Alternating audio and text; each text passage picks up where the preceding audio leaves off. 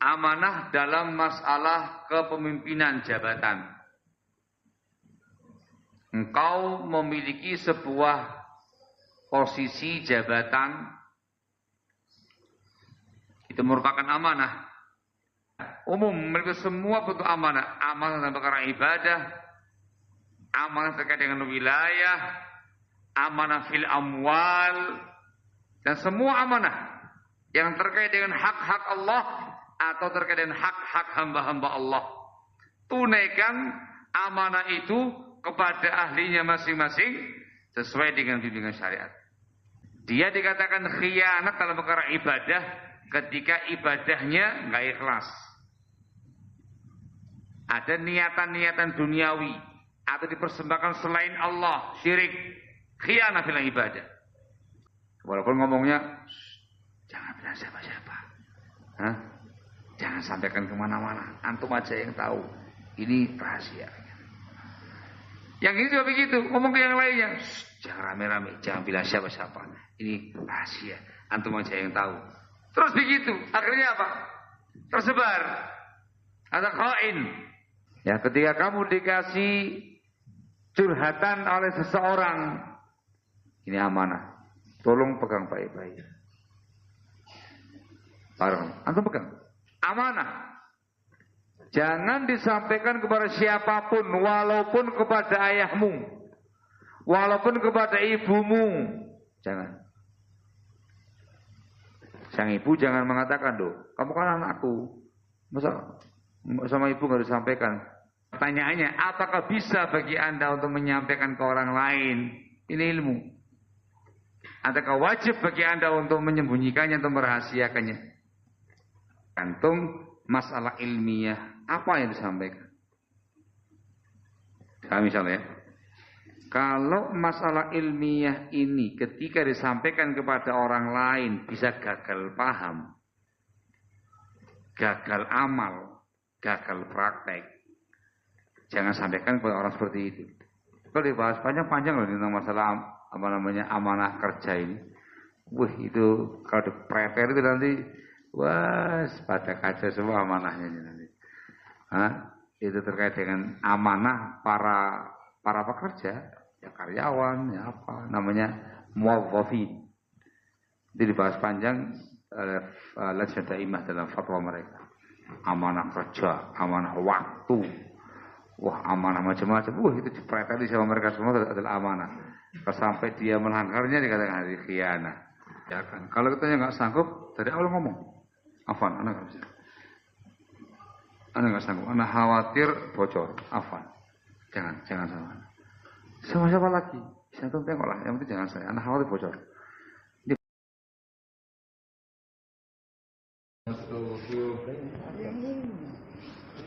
Wa na'udzu billahi min syururi anfusina wa min sayyiati a'malina.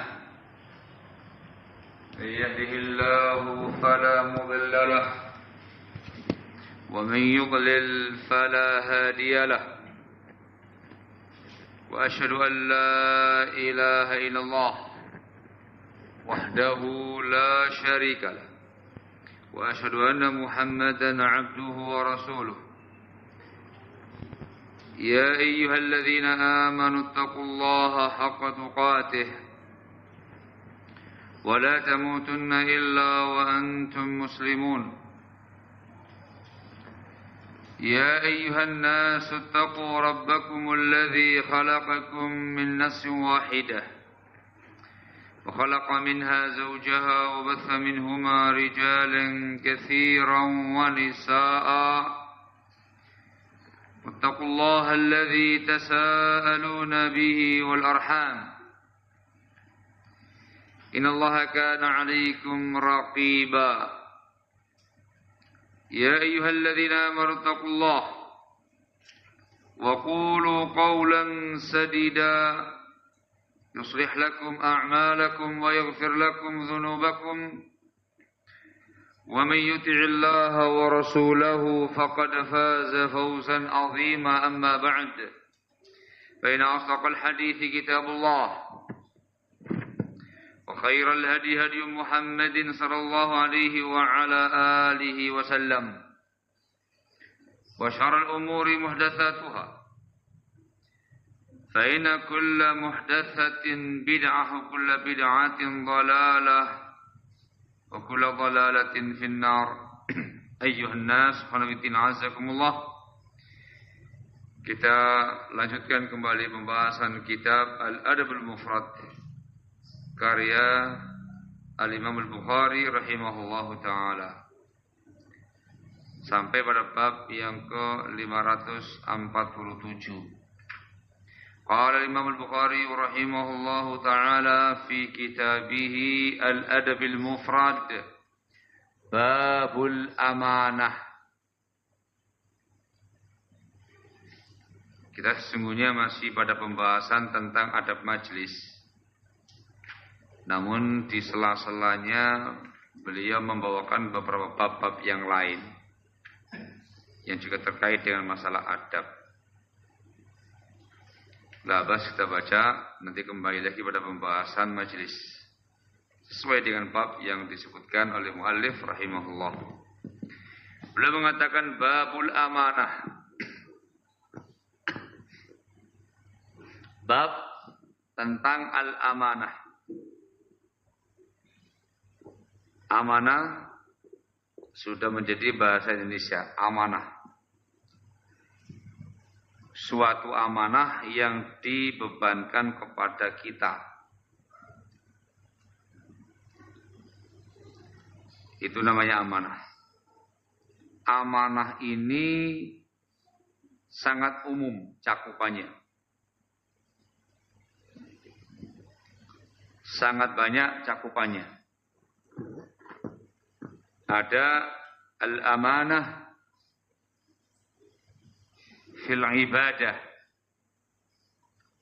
Amanah beribadah kepada Allah Subhanahu wa taala. Yakni menunaikan ibadah dengan ikhlas sesuai dengan sunnah. Ya, melaksanakan ibadah kewajiban sesuai dengan syariat. Kerjakan dengan ikhlas sesuai dengan bimbingan sunnah. Maka Anda dikatakan amin fi ibadatik. Amanah dalam ibadahmu. Ada lagi yang namanya al-amanah fil wilayah. Amanah dalam masalah kepemimpinan jabatan.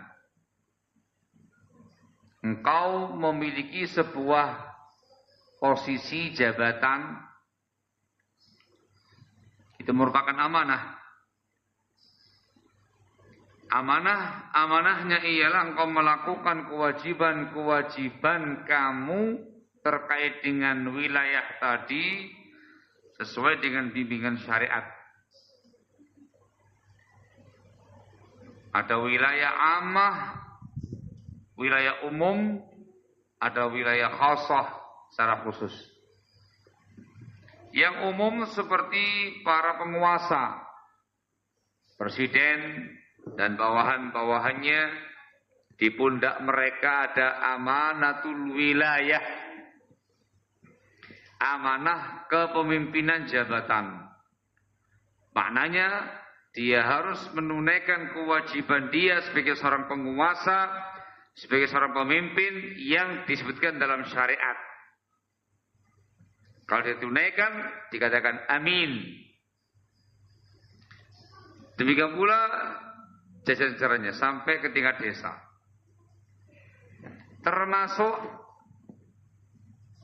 amanah dalam perkara wilayah yang umum yang memiliki jabatan-jabatan di swasta.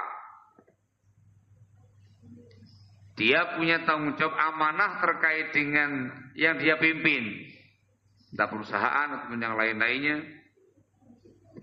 maka dia berkewajiban untuk menunaikan kewajiban-kewajiban dia secara syar'i yang diwajibkan secara syariat sesuai dengan bimbingan syariat.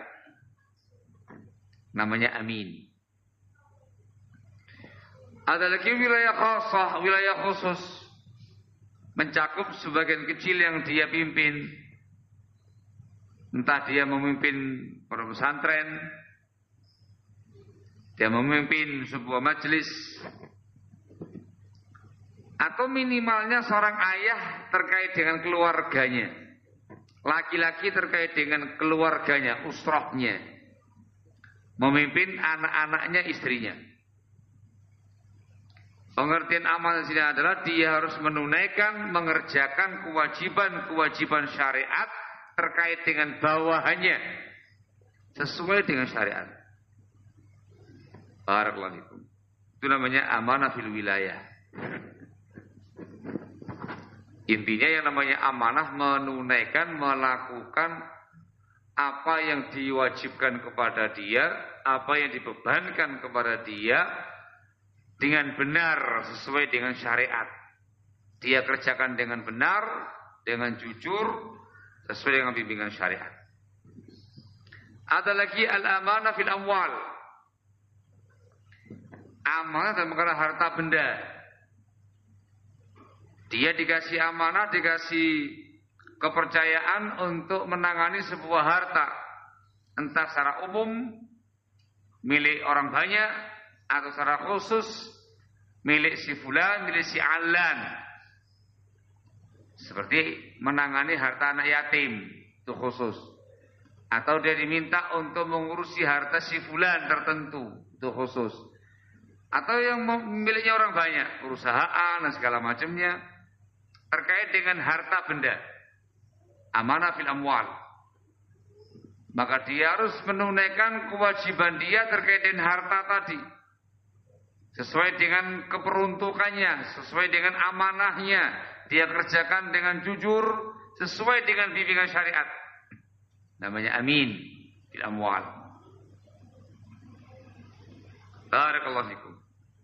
Termasuk dalam bab al-amanah yang dibahas dalam riwayat yang akan kita baca nanti, yaitu hifdzus sir, menjaga rahasia orang lain. Ini kalau mau dibahasakan lebih umum namanya al-amanah fil muamalah. Amanah dalam bermuamalah dan berinteraksi dengan orang lain. Itu cakupannya sangat luas. Ketika kamu berinteraksi dengan orang lain, kamu dikasih sebuah kepercayaan, itu namanya amanah. Entah apapun bentuknya. Di antaranya hifdzus sir, menjaga rahasia dia.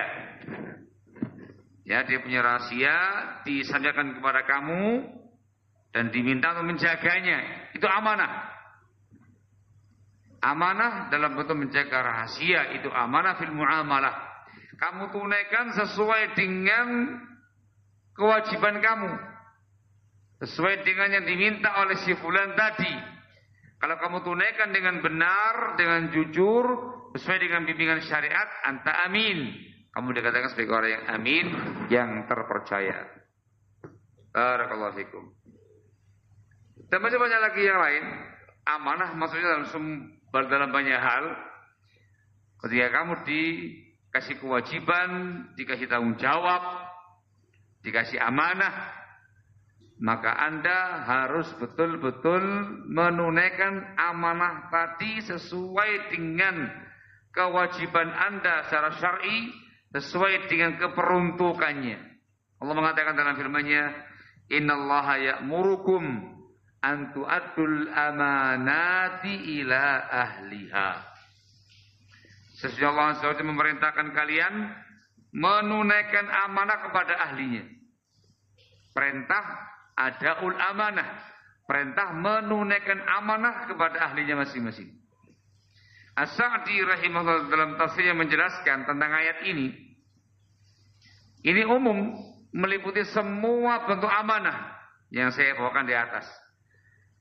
Ya, umum meliputi semua bentuk amanah, amanah dalam perkara ibadah, amanah terkait dengan wilayah, amanah fil amwal, dan semua amanah yang terkait dengan hak-hak Allah atau terkait dengan hak-hak hamba-hamba Allah. Tunaikan amanah itu kepada ahlinya masing-masing sesuai dengan bimbingan syariat. Barakallahu fikum. Ini namanya al-amanah. Amanah ini barakallahu fikum sebuah pembeda antara mukmin dan munafik. Seorang yang mukmin dia akan jujur di dalam menunaikan amanahnya. Sehingga dikatakan shadiqun amin. Ya, jujur terpercaya. Ada mukmin. Barakallahu fikum. Adapun yang munafik disebutkan dalam hadis wa idza tumina khana. Ayatul munafiqi salas, idza haddatsa kadzab wa idza wa'ada akhlaf wa idza tumina khana. Ciri-ciri munafik ada tiga macam. Yang pertama ketika bicara dusta, yang kedua ketika berjanji dia menyelisihi, dan yang ketiga ketika dikasih amanah dia khianat. Khianat lawan daripada amanah. Dia tidak melakukan kewajiban dia terkait dengan hal tersebut. Barakallahu fikum. Dan itu semua kembali kepada bentuk-bentuk amanahnya. Dia dikatakan khianat dalam perkara ibadah ketika ibadahnya nggak ikhlas. Ada niatan-niatan duniawi atau dipersembahkan selain Allah, syirik, khianat dalam ibadah. Atau dia ibadah dengan nggak sesuai dengan sunnah, nggak dengan bimbingan Nabi kita Muhammad Sallallahu Alaihi Wasallam. Juga dikatakan khianat dalam perkara ibadah, nggak sesuai dengan sunnah. Terkait dengan masalah wilayah juga demikian. Dia tidak menunaikan kewajiban dia sebagai seorang wali, sebagai seorang pemimpin, sebagai seorang pejabat, sebagai seorang yang punya kedudukan, tidak mengerjakan sebagaimana mestinya. Namanya khianat fil wilayah. Ya, terkait dengan orang tua, dia tidak melakukan tindakan dia, kewajiban dia kepada anak-anaknya. Tarbiyah agama tidak ada, tarbiyah adab tidak ada, tarbiyah agama tidak ada. Dia hanya memikirkan sandang pangan papan saja. Khianat dia. Tidak amanah terkait dengan anak-anaknya. Namanya khianat terkait dengan anak-anak yang dia urus. Hakata. Juga terkait dengan harta benda.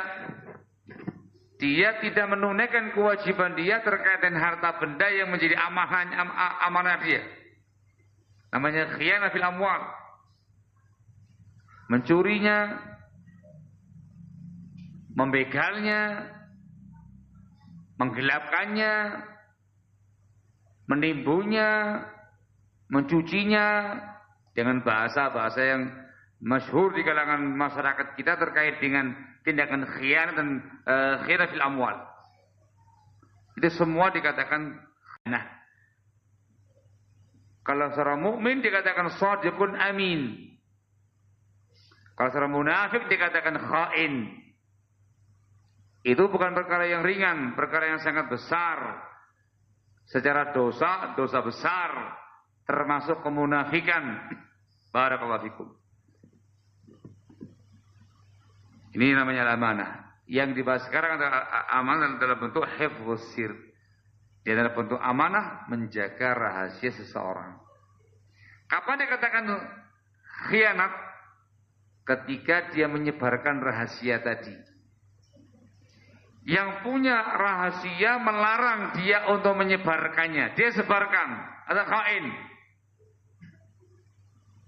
Ya. Walaupun ngomongnya, jangan bilang siapa-siapa. Hah? Jangan sampaikan kemana-mana. Antum aja yang tahu. Ini rahasia. Yang ini juga begitu. Ngomong ke yang lainnya. Jangan rame-rame. Jangan bilang siapa-siapa. Ini rahasia. Antum aja yang tahu. Terus begitu. Akhirnya apa? Tersebar. Ada khain. Barakallahu fikum. Itu sudah menjadi perkara besar dosanya. Secara dosa berat. Efek negatifnya jelas. Orang yang punya rahasia yang dia sebarkan akan marah. Efeknya muamalah rusak. Efeknya ukhuwah hancur. Ini terkait dengan bab interaksi. Efek yang lain terkait dengan sang pelaku, dia akan dicap sebagai khain. Khain itu mirip-mirip kayak kadzab. Ada unsur dustanya. Dan itu berat. Barakallahu fikum. Aibnya arun atau aibnya akan terus membekas sampai dia betul-betul berubah menjadi sosok yang shadiqun amin. Barakallahu fikum. Baik, ala kulli hal yang kita bahas sekarang tentang amanah dalam bentuk hifdzus sir. Kita baca riwayatnya. Qala rahimahullahu taala haddatsana Abu Nuaim Al-Fadl Mudukain. Qala haddatsana Sulaiman Al-A'mash. Sulaiman ibnu Mihran Al-A'mash. An Thabit Al-Bunani. Thabit bin Aslam Al-Bunani. An Anasin, dari Anas bin Malik semoga Allah meridainya, menceritakan khadimtu Rasulullah sallallahu alaihi wasallam yauma. Suatu hari aku mengkhidmat, aku melayani Rasulullah sallallahu alaihi wasallam. Anas bin Malik dikenal sebagai khadimur Rasul, pelayannya Rasulullah SAW. Mengkhidmat Rasul selama 10 tahun, asal sinin. Dari mulai semenjak kecilnya sampai dia dewasa, remaja. Katanya Anas bin Malik, aku mengkhidmat Rasul SAW suatu hari. Hatta idza ra'aitu, hingga aku memandang, aku melihat anni qad faraghtu min khidmati. Aku telah selesai dari khidmat Rasul sallallahu alaihi wasallam. Saya pandang semua beres, semua selesai. Qultu, saya mengatakan yuqilu Nabi sallallahu alaihi wasallam. Rasul sang qailulah, istirahat menjelang siang. Semua sudah beres, semua sudah aman. Rasul sekarang qailulah. Fa kharajtu min indih. Saya pun keluar dari sisi beliau sallallahu alaihi wasallam. Mau pulang. Fa idza ghilmatun yal'abun. Tiba-tiba atau ternyata ada beberapa anak-anak kecil sedang bermain-main. Ghilmah jam'a ghulam. Faqumtu anzuru ilaihim ila la'ibihim. Katanya Anas bin Malik, saya berdiri melihat permainan mereka. Mau pulang, asyik ini ada yang main-main, dilihatin sama Anas bin Malik. Faja'a Nabi sallallahu alaihi wasallam fantaha ilaihim fasallama alaihim. Tidak lama Rasul datang sallallahu alaihi wasallam sampai berhenti kepada anak-anak tadi dan mengucapkan salam kepada mereka. Tsumma da'ani. Kemudian Rasul memanggil aku. Nah, sini, panggil. Fa ba'atsani ila hajatin. Lalu Rasul pun mengutus aku untuk sebuah hajat, sebuah keperluan. Fa kana fi fai'in hatta ataitu. Dan Rasul sebelumnya ada di sebuah naungan. Fai' itu sebuah naungan, tempat yang teduh. Disebutkan dalam yang lain, tempat teduh jika ada tembok ladang, tembok kebunnya seseorang yang ada naungannya, ada iup-iupannya itu, beliau di situ. Hatta ataitu, hingga saya pun datang kepada beliau menyelesaikan hajatnya tadi. Waqtu ala ummi, saya pun terlambat datang menemui ibuku. Sampai di rumah, kata ibuku, faqalat ma habasak. Kata umiku, ma habasaka, apa yang menahan kamu? Kok lama enggak pulang gitu. Kok telat? Qultu, saya jawab, kata Anas bin Malik, ba'atsani Nabi sallallahu alaihi wasallam ila hajah. Tadi Rasul sallallahu alaihi wasallam mengutus aku ke sebuah hajat. Saya telat dikarenakan Rasul menyuruh aku untuk sebuah keperluan. Kalau berkata ibuku, mahia, apa hajatnya? Ibu kan tanya, apa hajatnya? Kultu saya katakan, innahu sirrun lin Nabi sallallahu alaihi wasallam. Maaf Mi, ini rahasia Rasul. Rahasia Nabi sallallahu alaihi wasallam. Rahasia. Faqal berkata ibu saya, ihfaz ala Rasulillah sallallahu alaihi wa ala alihi wasallam sirrah. Kalau begitu jagalah rahasia Rasulullah sallallahu alaihi wasallam. Oh rahasia, kamu jaga rahasia itu. Katanya Anas bin Malik, "Fama haddatsu bitilkal hajati ahad minal khalqi." Maka aku tidak pernah menyampaikan hajat itu kepada siapapun dari makhluk ini. Falau kuntu muhadditsan la haddatsuka biha. Kalau seandainya aku mau menyampaikan, katanya Anas bin Malik, aku bisa menyampaikannya pada kamu wahai Thabit, muridnya beliau.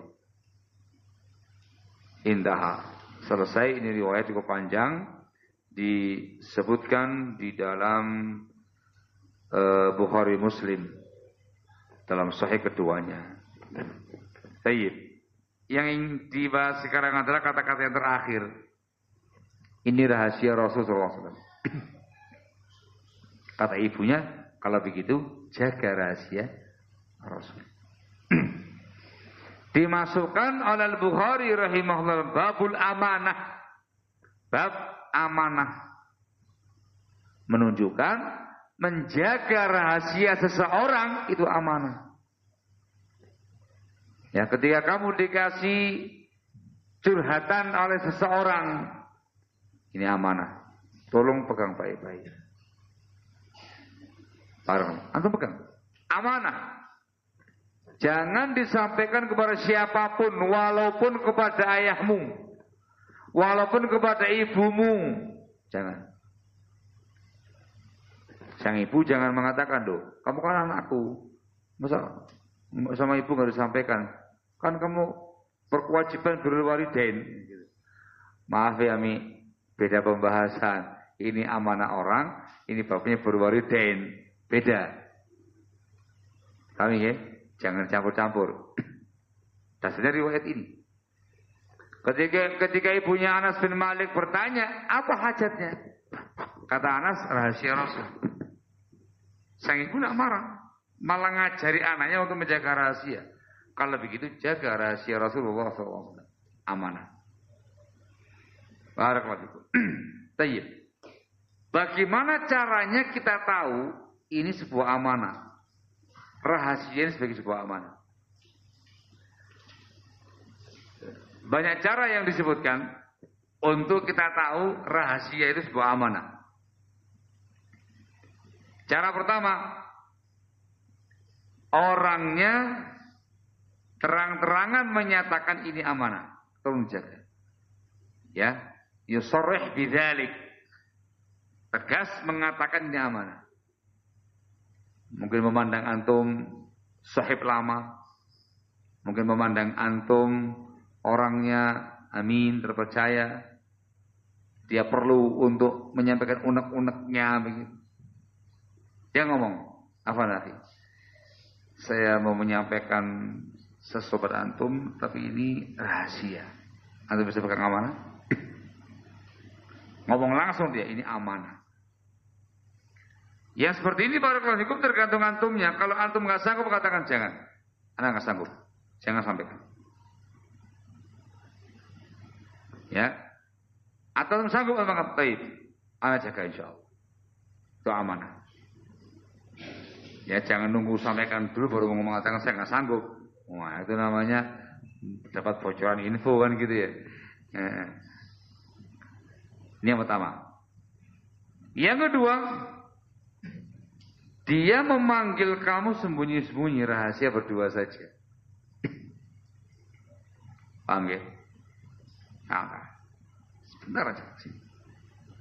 Berdua kan gitu. Nggak ada yang tahu berdua. Ini tandanya apa ya kan? Rahasia dan itu amanah di pundak kamu.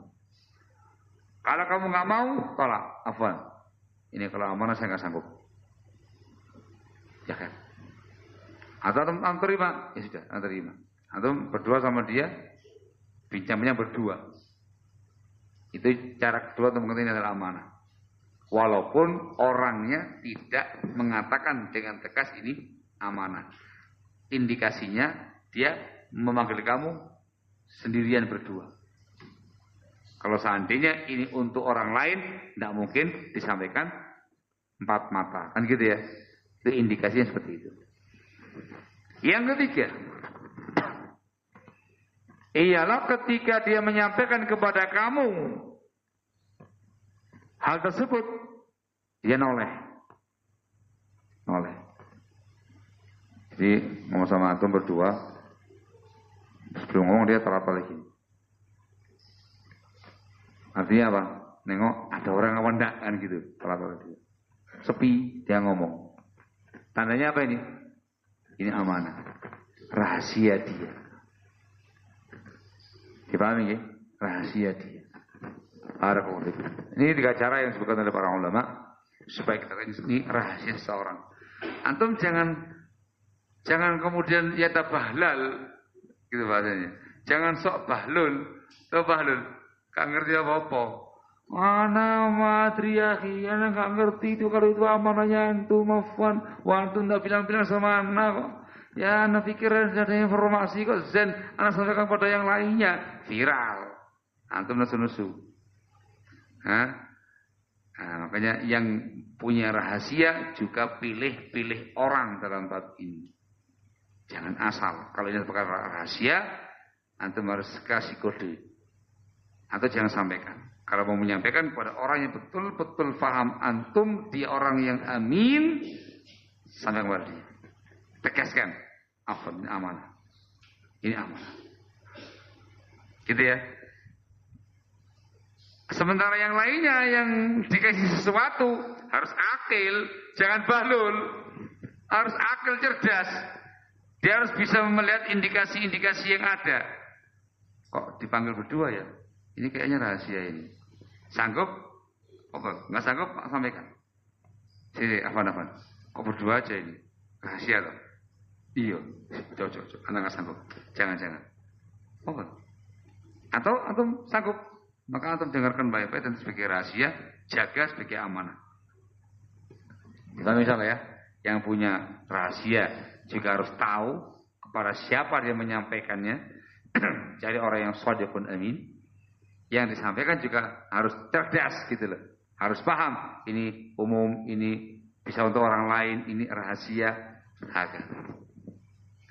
Barakallahu fikum. Namanya hifdzus sir. Barakallahu fikum. Gitu ya. Yang rahasia itu, ya saya bilang bahasa rahasia karena memang jamaah yang sering begini-gini nih. Nah, sudah dapat warning. Amanah loh ya, amanah saya sampaikan. Lagi majelis sama yang lainnya, masya Allah dikasih selentingan gitu. Atau ada yang dengar kabar, Afan nanti, antum kayaknya saya lihat dari jauh Afan ya, berduaan tuh sama si Fulan, ada apa ini? Afan lagi, amanah. Ngomongnya amanah, bikin orang tambah penasaran, kayak gitu ya, masya Allah. Oh ya kan, jadi gimana? Gak mungkin saya sampaikan amanah ya, gitu. Dikejar sama yang lainnya nih, udah ngobrol, tebak-tebak gitu. Gini, iya kan, yang itu kan, anu nggak sadar, iya itu, kesebar, oh iya itu. Lah betul. Ini rupanya yang disampaikan bukan sama antum. Yang ini kan astagfirullahaladzim. Nah itu. Hati-hati dengan yang begini-begini. Kadang dibikin softo, dibikin guyon-guyon, padahal itu rahasia orang. Jangan. Kalau sudah dikatakan itu amanah, rahasia, jangan diudik-udik, jangan dikulik-kulik. Kita harus belajar dari Ummu Anas. Jaga rahasia Rasul SAW. Nah ketika dia mengatakan amanah, ya jaga amanah itu, jaga rahasia fulan. Jangan disampaikan sama siapapun. Hakana. Barakallahu fikum. Ini adalah bimbingan Islam. Barakallahu fiik. Baik. Pertanyaannya adalah bagaimana kalau yang disampaikan itu sebuah ilmu, masalah ilmiah. Nah, masalah ilmiah. Terus ngomong amanah ya, amanah. Ya, rahasia, jaga ya. Apakah boleh bagi antum untuk menjaganya? Atau boleh bagi antum untuk menyampaikannya?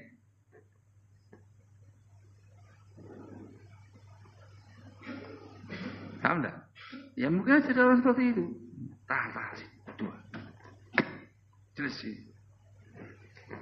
Dia menyampaikan masalah ilmiah. Kan antum masih ingat kemarin ketika ada pembahasan di majelis pas lagi taklim ada pembahasan A. Tahu kan? Iya. Masalah ini begini ilmiah. Saya tanyakan langsung sama Syekh Fulan, sama Syekh Alan, sama Ustaz Fulan, sama Ustaz Alan, gini rinciannya. Gini. Jadi, hafalnya amanah. Hah? Jangan sebarkan. Padahal yang disampaikan apa ini? Sebuah ilmu. Nah, pertanyaannya, apakah bisa bagi Anda untuk menyampaikan ke orang lain? Ini ilmu.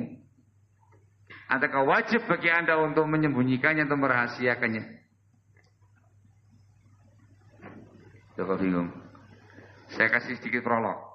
Dalam Islam, hukum asal dilarang menyembunyikan ilmu.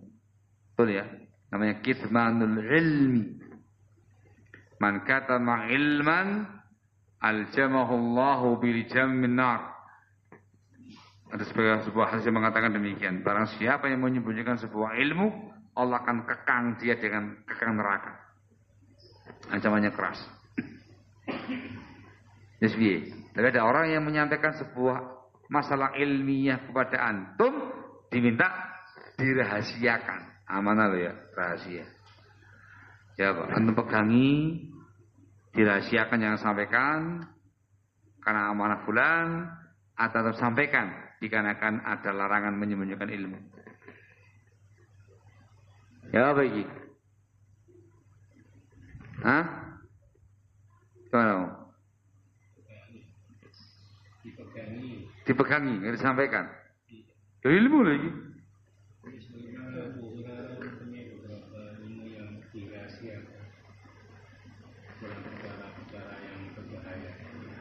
Dalam perkara-perkara yang berbahaya. Menimbulkan fitnah. Jadi ada ketentuannya ini berarti. Enggak semua ilmu dirahasiakan berarti. Udah jawab? Iya, Sen, Allah barik. Ini tergantung masalah ilmiah apa yang disampaikan. Misalnya ya. Kalau masalah ilmiah ini ketika disampaikan kepada orang lain bisa gagal paham, gagal amal, gagal praktek. Jangan sampaikan kepada orang seperti itu. Ya. Contoh seperti hadis Mu'adz bin Jabal. Semoga Allah meridainya. Ketika Rasul mengatakan, wahai Mu'adz, apa kamu tahu hak Allah hambanya? Katakan haqqullah al-ibad ayya'buduhu wa la yusyriku bihi syai'an. Hak Allah atas hambanya mereka ibadah tanpa syirik. Lanjut, wa haqqul ibadi 'ala Allah, dan hak hamba atas Allah alla yu'adziba man la yusyriku bihi syai'an. Hak hamba atas Allah, Allah tidak akan mengazab siapapun yang enggak syirik. Kata-kata ini. Katanya sahabat, ya Rasulullah, afala basyirun nas? Apakah boleh saya beri kabar gembira umat manusia dengan riwayat ini? Maka kata beliau, la, jangan. Kemudian rahasia kan, jangan. Idzan fayatakilu, jangan. Dan mereka akan bertawakal, akan pasrah dengan riwayat ini. Kata para ulama ini gagal paham. khawatir ada yang menyalahpahami, Allah tidak akan mengazab yang enggak syirik. Gagal paham, sing penting enggak syirik. Angan ya, sepenting enggak syirik. Zen, ana mau minum khamr kan enggak syirik. Ana mau berzina kan enggak syirik. Ana mau mencuri kan enggak syirik. Ana mau korupsi kan enggak syirik. Zen wis enggak bakal diazab wis. Yang penting enggak syirik. Kan bahaya. Dipahami ya? Jangan kata Rasul. Nanti mereka bertawakal dengan riwayat ini. Enggak disampaikan. Ini kalau demikian kondisi masalah ilmiahnya jangan sampaikan. Tepatnya jangan disampaikan kepada orang yang demikian keadaannya, yang gagal paham. Yang akil, yang cerdas, yang memahami dengan baik, sampaikan. Sahabat Mu'adz bin Jabal di akhir hayatnya menyampaikan riwayat tadi. Ta'atsuman karena khawatir berdosa menyembunyikan ilmu. Tapi disampaikan kepada murid-muridnya yang memahami riwayat ini. Disampaikan kepada yang bisa memahami dengan baik. Pengertian tidak mengadab kecuali yang syirik bukan berarti membolehkan tindakan dosa, bukan. Tapi fokus terkait dengan bahaya syiriknya itu. Dosa yang tidak diampuni oleh Allah Azza wa Jalla. Sampaikan kepada yang mengerti bab ini. Itu pertama. Rincian yang kedua yang dibahas tadi sama Muhammad. Ketika masalah ilmiah ini kalau disampaikan kepada halayak ramai membutuhkan fitnah,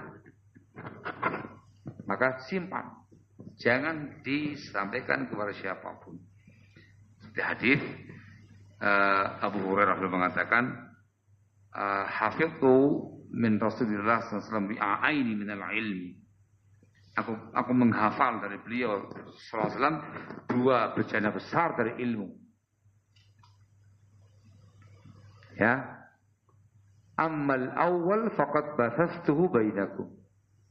Adapun bejana yang pertama sudah saya sebarkan tengah-tengah kalian.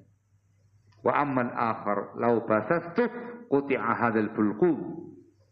Adapun bejana yang kedua kalau saya sebarkan di tengah-tengah kalian akan putus urat leherku ini. Akan mati saya. Disebutkan dalam syarahnya kata Al-Hafidz dalam Fathul Bari, ihtimal kuat. Hadis itu berkenaan tentang penguasa-penguasa yang zalim. Rasul menyebutkan nama-namanya. Fulan. Itu kan bahaya. Kalau disampaikan kepada umat sabda Rasul tentang penguasa-penguasa yang zalim yang harus diwaspadai, disebutkan namanya fulan. Kira-kira itu nanti. Maka dirahasiakan, enggak disampaikan. Dikarenakan menimbulkan sebuah fitnah besar. Dipahami ya? Masya Allah. Ahsantu. Selain itu, ketika tidak ada masalah apa-apa, maka harus disampaikan. Mohon maaf, amanahnya antum menyelisih syariat. Itu bahasanya ya. Antum ngasih amanah ke anak, tapi kalau menyelisih syariat, Islam melarang menyembunyikan ilmu. Antum ngasih tahu anak hukum sebuah masalah fikih, halal, haram. Disuruh merahasiakan, enggak boleh ya akhi. Itu amanah menyalahi syariat.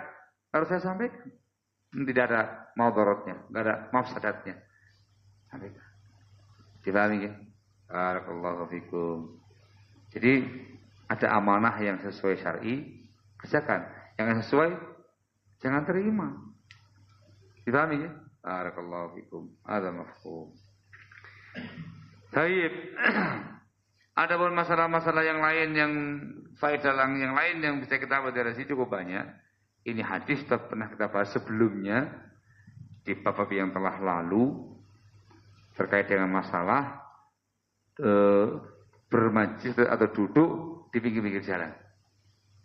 Yang dibahas sebelumnya. Saya kata-kata fakana fi fai'in hatta ataitu.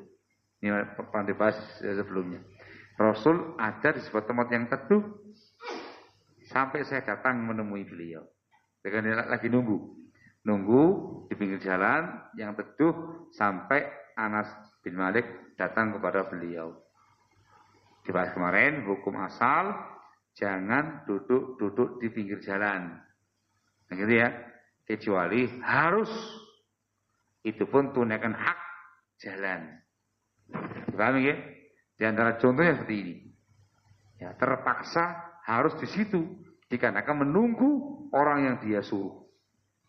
Dipahami ya? Itu pembahasan terkait dengan masalah yang sebelum-sebelumnya. Barakallahu fikum. Faedah yang lain terkait dengan tarbiyah Ummu Anas. Bagaimana uminya Anas mentarbiyah putranya untuk memiliki sikap amanah. Jaga rahasia Rasul. Nah, itu pendidikan yang sangat bagus, tarbiyah yang sangat bagus, tarbiyah langsung, praktek langsung.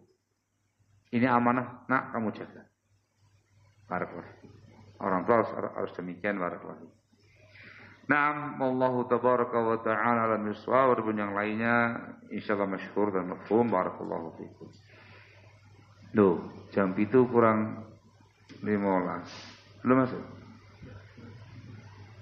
Sudah tadi? Fadhal. Ada sih.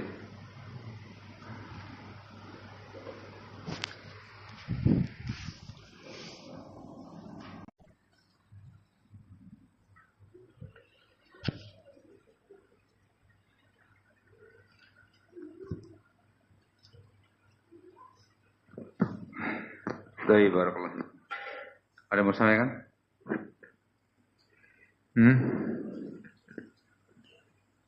Monggo. Meneruskan bab yang berikutnya, panjang juga riwayatnya. Kayaknya tidak waktunya. Ada yang mau sampaikan? Gimana Pak?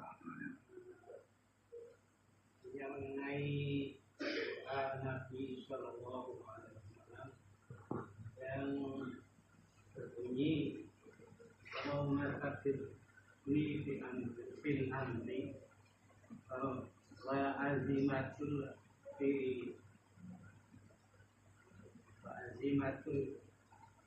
al-arshdi wa mujibatul fi rahmati. Yang Anda tanyakan itu wa mujibatul fi rahmati, mewajibkan rahmat atau maknanya itu apa? Nah, di mana juga baru dengar doa seperti itu dengan lafaz seperti ini ya, baru dengar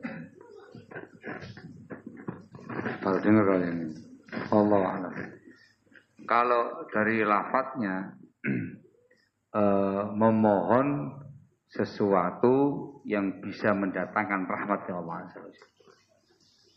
Namanya mujibatu rahmati. Hal-hal yang mendatangkan, yang mengharuskan adanya rahmatnya Allah Azza wa Jalla. Tapi saya nggak tahu doa ini apakah dari beliau sama-sama kurang tahu. Sebagian-sebagiannya ada di sebagian riwayat, yang lainnya kok baru dengar. Allah Allah saya nggak tahu. Tapi jelas secara makna tadi. Jadi yang pertama kan meminta supaya diteguhkan hatinya.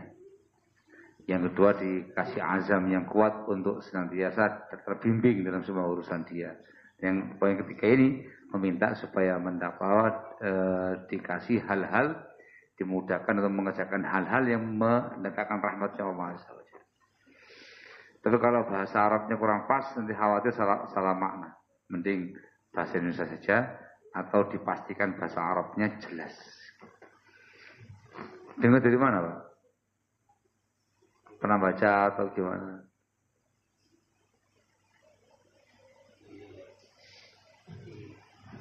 Atau di kumpulan doa? Insyaallah. Wallahu a'lam bishawab. Yang lain? Adakah batasan untuk amanah? Batasan waktu atau sampai dia meninggal? Masya Allah. Pertanyaannya antum berbobot banget nih, luar biasa. Itu dia. Apakah ada batasan waktu amanah itu? Sampai kapan kita harus memegang amanah ini? Nah, gitu ya. Jawabannya tergantung sahibus sir yang punya rahasia. Kalau dia itu mengamanahkan sampai kamu mati, ya sampai kamu mati. Pokoknya jangan disampaikan sama siapapun sampai kamu mati. Ya wis, mati. Paham ya? Dan memang batasnya mati. Itu kalau bukan terkait dengan masalah ilmu ya, terkait dengan masalah pribadinya dia dan segala macamnya, batasnya. Kamu mati ya sudah kamu mati, apa lagi? Coba saya mengatakan, ini amanah. Jangan disampaikan sampai nanti anak yang dulu menyampaikan. Jangan gitu. Ya udah, tunggu dia menyampaikan. Begitu dia menyampaikan, teng, ya sudah. Jadi sudah bukan rahasia lagi. Antum ngomong, terus, kok ngerti antum? Nah itu. Apa itu? Nah itu. Nah itu apa? Nah itu. Ya itu dari sahib qarib itu begitu tuh enaknya. Nah, jadi yang lain belum pada tahu, saya tidak tahu sama dia. Itu kan rahasia kan. Dia katakan nunggu dia menyampaikan. Dan dia sudah menyampaikan ini semuanya. Ya sudah, bukan lagi rahasia kan saya sampaikan. Ngoten nggih? Jadi batasannya ketika ada omongan dari orang tersebut, kalau tidak ada maka jangan disampaikan sampai mati. Kecuali terkait dengan masalah ilmu tadi itu. Kalau masalah ilmu sampaikan di akhir hayat. Itu yang dilakukan sahabat Mu'adz bin Jabal. Beliau menyampaikan ilmu tadi di akhir hayatnya. Karena khawatir masuk dalam larangan menyembunyikan ilmu. Itu terkait dengan masalah ilmu. Barakallahu fikum. Wallahu a'lamu bis-shawab. Lain? Ini yang masalah menjaga rahasia loh ya. Kalau amanahnya kan umum ya. Dengan amanah pekerjaan ya, sampai kamu pensiun. Nah gitu. Kalau amanah wilayah ya, sampai antum tidak lagi menjabat sebagai pemimpin. Nah begitu. Paham ya? Nah, selama masih ya tetap dijaga itu amanah. Ini kalau dibahas panjang-panjang loh tentang masalah amanah kerja ini. Wah itu kalau dipreter itu nanti wah pada kaca semua amanahnya nanti. Itu terkait dengan amanah para pekerja, ya karyawan, ya apa namanya muwazzafin. Itu dibahas panjang oleh Lajnah Daimah dalam fatwa mereka. Amanah kerja, amanah waktu, wah amanah macam-macam. Wah itu dipreteli sama mereka semua adalah amanah. Kalau sampai dia melanggarnya dikatakan hari khianah. Ngerti nggih? Contoh paling gampang, kerja dari mulai jam 7 sampai jam 4. Misal ya. Kemudian dia tanpa ada uzur segala macam baru masuk jam 8. Ini sudah melanggar amanah waktu 1 jam. Itu dipraktek sama mereka. Ini gajinya kamu jam 7 sampai jam 8 gaji gelap. Wah, tuh mana urusannya gitu. Kamu kerja durasi kamu jam 7 sampai jam 4. Selama durasi ini harus fokus pada pekerjaan kamu di tempat itu. Tidak boleh nyambi. Tahu nyambi ya? Tidak boleh diselingi dengan pekerjaan di luar itu tadi. Ketika di masa-masa ini kamu menselingi dengan yang lainnya, Anda khianat waktu. Wah, panjang pembahasannya. Saya dengar sampaikan panjang gak tego. Ini sampaikan semua nanti kok. Khoin kabeh akhirnya ini. Allah musta'an. Jadi kalau tambah ada uzur ya, tambah ada uzur. Allahul musta'an. Nah, pun sudah ada lagi yang lain? Ada lagi yang lain? Sampun? Gimana Pak? Ya kan? Tak pancing langsung. Kebijakan atas sama yang bawah sedikit beda itu gimana? Misalnya waktu masalah jam kerja dari tingkat atas kan pulang jam 4 besar. Tapi tingkat bawah ada kebijakan lain, mungkin 1 jam sebelumnya sudah pulang. Secara regulasi kebijakan bawah itu sah atau nyalai aturan? Nyalai aturan. Jelas, artinya itu pribadinya bawahan tadi. Sama-sama atasan, cuma atasan yang tingkat nasional sama daerah. Oh gitu. Kalau itu ya regulasi per daerah. Tanyakan kepada yang daerah tadi. Ini kan urusan di daerah kan. Ini aturan daerah ini sah di daerah tadi ataukah tidak? Kita maksud. Kalau sah ya sudah di daerah ini lumayan ada bonus 1 jam kosong. Tapi kalau itu permainan orang-orang bawah tadi itu, mangkas-mangkas tadi itu, nah itu nggak beres. Korupsi waktu itu kalau bahasanya orang sekarang. Itu korupsi waktu, laporkan. Gitu. Oke. Lapor Pak, ada korupsi. Oh korupsi waktu. Itu kok bisa? Ning Surabaya Pak jam 2 mulai kabeh. Misal. Sampaikan. Nah. Jangan terus Pak. Jangan lanjutkan. Khawatir antum melanjutkan nanya macam-macam semakin memberatkan Anda. Ya kan? Terus nama. Selesai 1 jam pulang langsung dari Daerah kan daerah kan. Nah tadi ditanyakan ke yang daerah tadi itu. Kalau regulasi wilayah tadi itu memang sah di kalangan mereka, ya nggak masalah, alhamdulillah, lebih enak gitu. Tapi kalau ini nggak menyalahi aturan yang ada, daerah, pusat sama, cuma ada orang-orang oknum-oknum yang bermain, nah jangan diikuti,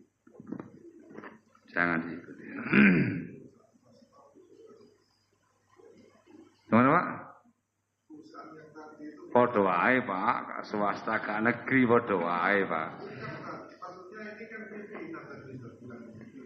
Pimpinan swasta ya podo wae Pak.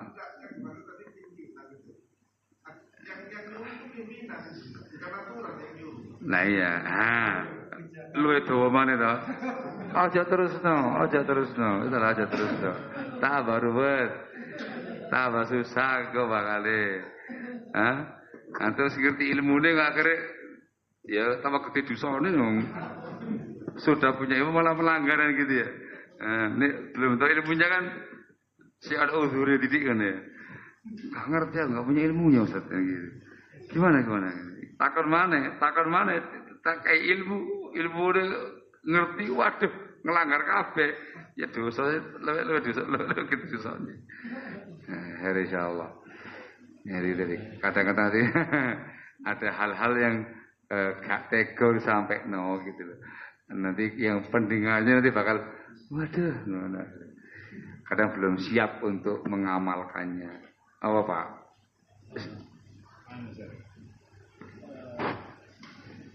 Amanah rahasia itu kan sudah dipikul. Itu apakah ada syariat memerintahkan untuk tidak menolak atau tetap untuk menyenangkan atau meringankan beban yang memberi amanah itu banyak dianjurkan menerima kecuali kalau sangat tidak mampu atau mampu. Itu kembali kepada kita. Intinya kan itu kan masalah-masalah dia, rahasia-rahasia dia gitu. Minta kita yang tempat sharing dia, tempat curhatnya dia. Dan diminta dirahasiakan. Kalau kita yang nggak sanggup, dari awal ngomong, Afan, anak nggak bisa. Anak nggak sanggup, anak khawatir bocor, Afan. Jangan sama. Sama siapa lagi? Saya tuh tengoklah, yang penting jangan saya. Anak khawatir bocor. Ini berat bagi anak. Ya sudah, atau punya hak untuk menolak. Dan saya katakan di awal begitu. Tolak. Kalau antum merasa mampu, bisa menjaga, terus apalagi dia juga perlu tempat curhat, tempat sharing, dan dia percaya sama antum, pegangi. Ya sudah, pegangi amanah tadi. Ya pahalanya besar ketika kita memenuhkan amanah kan ibadah. Tapi ketika menyalahi amanah, besar juga dosanya gitu loh. Sehingga ya tergantung bagaimana kemampuannya antum. Fattaqullaha mastata'tum. Jadi tengok kondisi kita, tengok semua yang ada lah. Ketika kita nggak sanggup, katakan apa saya nggak bisa. Nah, gitu ya. Itu kan rahasia. Amanah masih banyak lagi yang lain. Orang tua ada amanah terkait dengan anak-anaknya. Itu kewajiban alami harus ditunaikan. Dai misalkan, dia punya amanah dakwah. Dia harus menunaikan dakwah dengan sebaik-baiknya. Semua ada mas'uliyah di pundaknya. Kullukum ra'in wa kullukum mas'ul an ra'iyati. Itu amanah ra'iyah namanya. Semuanya ada. Tapi yang dibahas sekarang masalah rahasia orang. Bagaimana cara bagaimana bertobat dari amanah yang bocor. Amanah apa ini yang bocor? Kok bisa bocor?